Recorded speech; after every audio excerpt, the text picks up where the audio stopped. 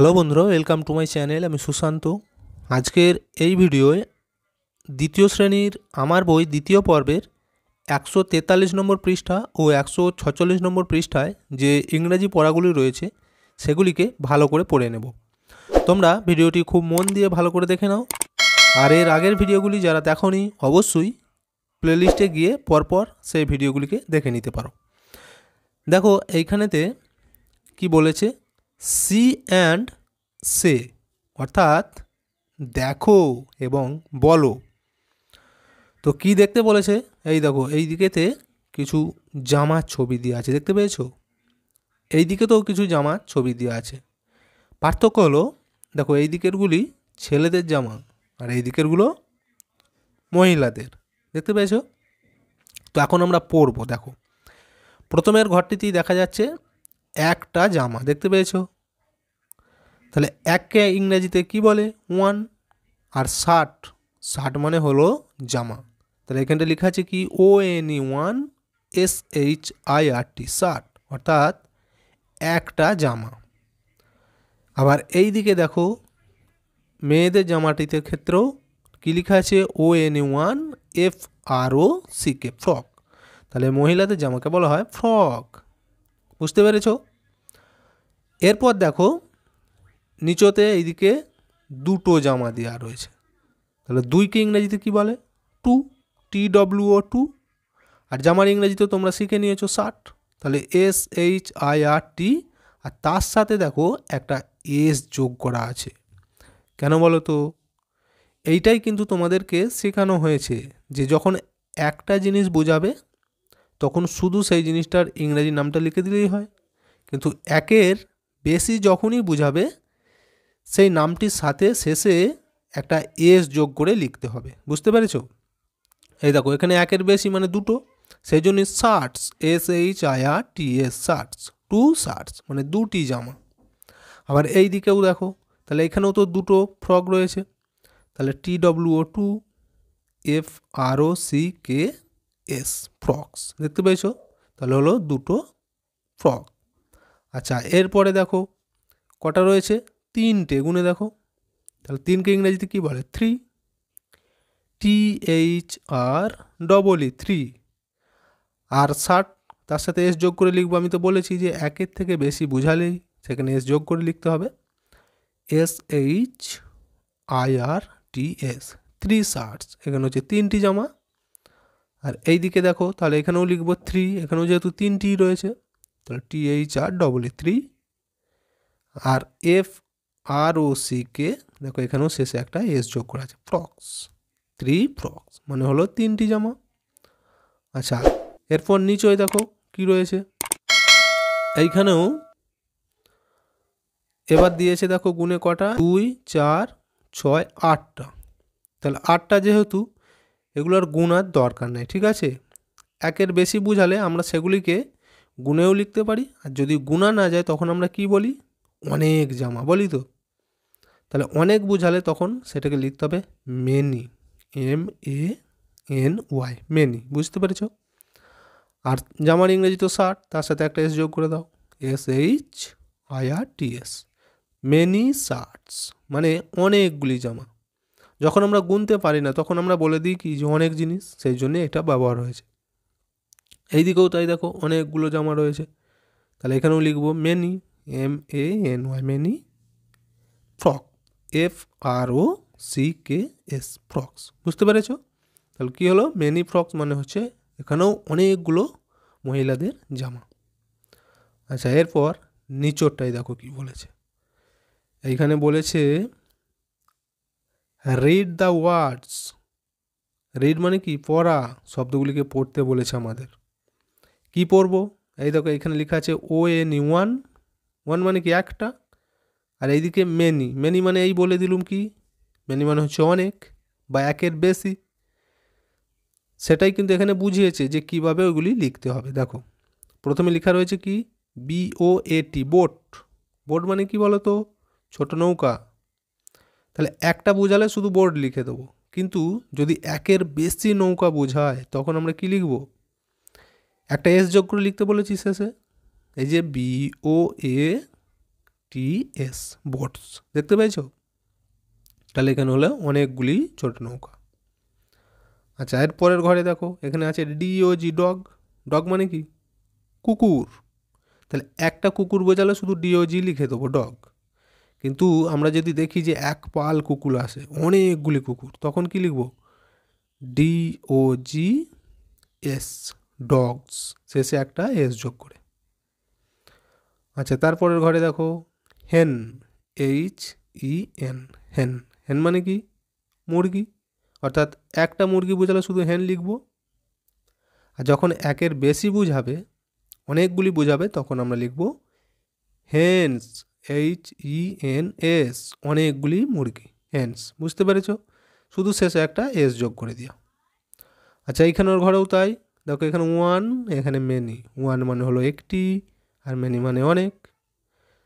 এবার দেখো কি লেখা আছে? TABLE, table. তাহলে এখানে একটা টেবিল বোঝালে শুধু টেবিল লিখে দেবো।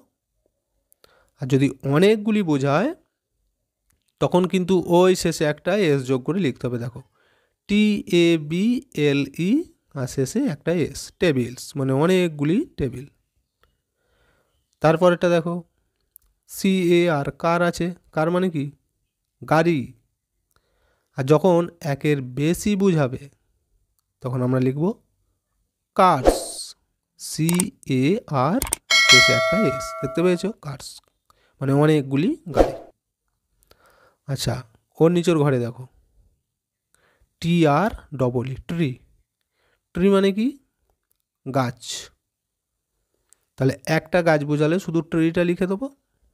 আর যদি একের বেশি বোঝায় তখন আমরা লিখব ট্রিজ। দেখো TREE, শেষে একটা এস, ট্রিজ মানে অনেকগুলি গাছ। বুঝতে পেরেছ? এরপর নিচের ছকে দেখো কি বলেছে? ফিল ইন দ্য গ্যাপস, শূন্যস্থান পূরণ করতে হবে। তাহলে আমরা এতক্ষণ কিন্তু বুঝে নিয়েছি যে একটা জিনিস বোঝালে কিভাবে লিখব, একের বেশি জিনিস বোঝালে শেষে একটা এস যোগ করে লিখতে হয়। বুঝতে পেরেছ? এবার আমাদেরকে নিজেদেরকে কিছু শূন্যস্থান পূরণ করতে দিয়েছে। দেখো এই একটা ঘর, এই যে খালি ঘরগুলি রয়েছে, এগুলো আমরা নিজেরা বসানোর চেষ্টা করব। তো দেখো তোমরা কিন্তু পেরে যাবে, আমি এতক্ষণ বলে দিয়েছি। প্রথমের ঘরটায় লেখা রয়েছে পেন, PEN, পেন। উপরে কি আছে? ওয়ান, মানে একটাই পেন বোঝাচ্ছে। আর এখানে লেখা আছে মেনি। মেনি মানে কি? অনেক বলেছি। তাহলে একের বেশি যখনই পেন বুঝাবে তখন কি লিখবে? সেই একই নিয়ম, শেষে শুধু একটা এস যোগ করে দাও। তাহলে এখানটা হয়ে যাবে PENS,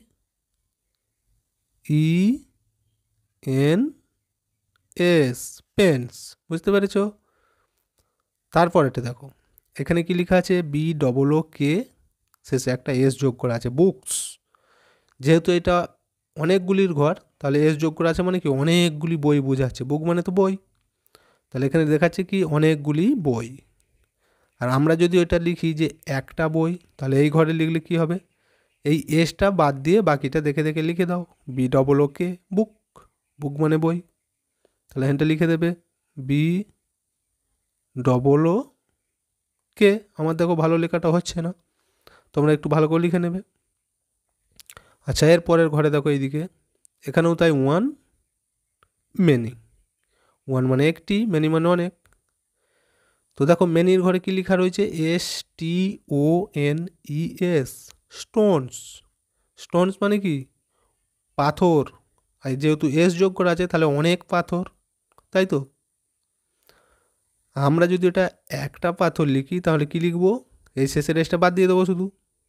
তাহলে বাকিটা দেখে দেখে লিখে দেবে STONE। এখানে লিখবে STONE, স্টোন। বুঝতে পেরেছ? আচ্ছা, নিচেরটা দেখো এখানে আছে BOTTLE, বোতল। বোতল মানে কি? বোতল।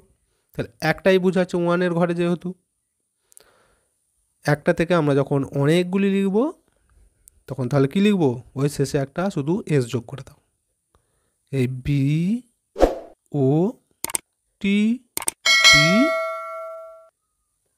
BOTTLES, bottles. বুঝতে পেরেছ? অনেকগুলি বটল। এরপর 146 নম্বর পৃষ্ঠাটি দেখব। এইখানে দেখো কি বলেছে? See, read and count. See মানে দেখা বা দেখো, রেড মানে কি পড়ো, অ্যান্ড কাউন্ট মানে গোনা। তাহলে দেখো এইখানেতে আমরা ভালো করে গুনে গুনে দেখে দেখে পড়ব, ঠিক আছে?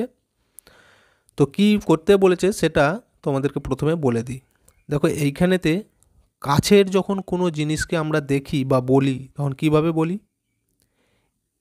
কোনো জিনিস দেখলেই আমরা এইভাবেই বলি যে এই পেনটি, এই বইটি, এই ঘড়িটি, হ্যাঁ এই গাছটি, এই মানুষটি, এইভাবে বলি তো কাছের জিনিস বুঝালে। তাহলে যখনই কাছের একটা জিনিস আমরা বলে থাকি তখন সেক্ষেত্রে ইংরেজি লিখব দিস দিয়ে, ঠিক আছে, THIS, দিস। আর কাছেরই যখন কোনো জিনিসকে বলবো কিন্তু সেটা যদি একের বেশি জিনিস হয় তখন আমরা ব্যবহার করব কি দিজ, THESE, দিস। বুঝতে পেরেছ? এটাই কিন্তু এখানে বলা হয়েছে। তাহলে এই দুটো জিনিস তোমাদেরকে ভালো করে মনে রাখতে হবে।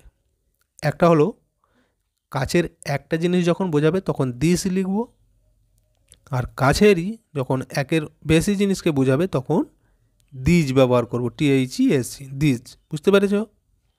আর বাকিটা তো আগে শিখে নিয়েছো, একটা বোঝালে শুধু সেইটাই লিখে দেবো, আর একের বেশি বোঝালে শেষে একটা এস যোগ করে লিখে দেবো, সবই একই নিয়ম হবে। তাহলে দেখো এটা পড়বো আমরা এখন। প্রথমে দেখতে পাওয়া যাচ্ছে এখানে কিসের ছবি? এটা পেনের ছবি। কটা আছে? একটাই।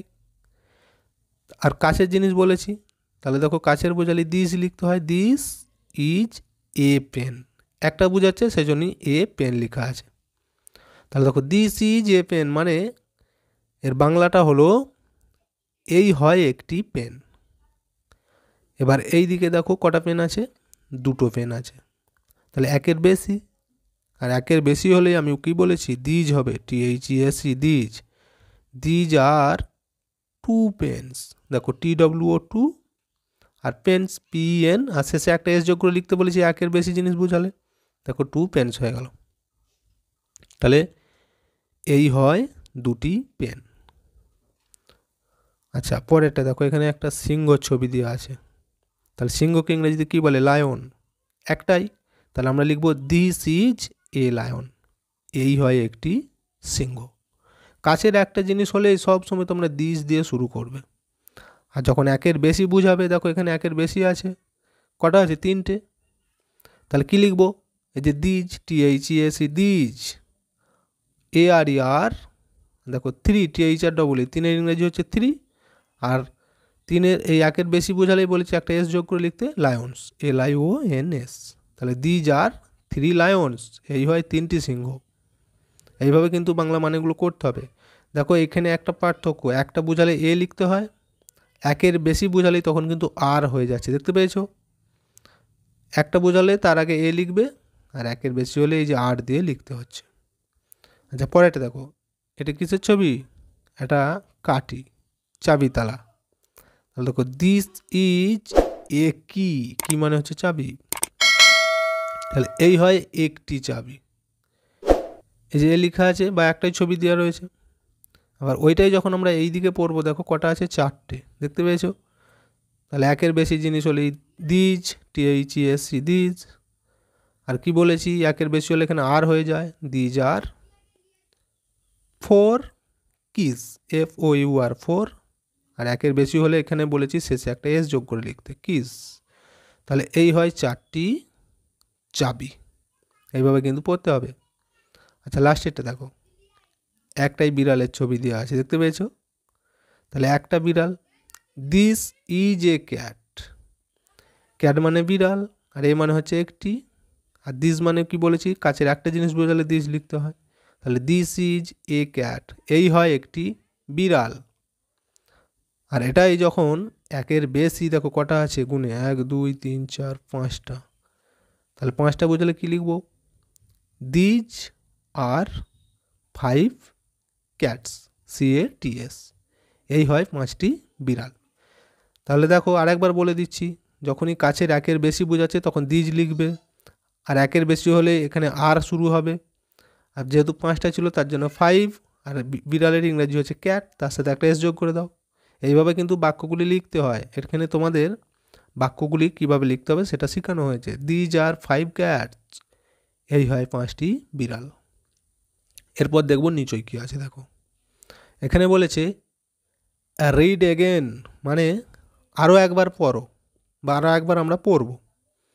দেখো এখানে কিসের ছবি দেওয়া আছে? ব্যাটের ছবি দেওয়া আছে। কটা আছে? দুটো।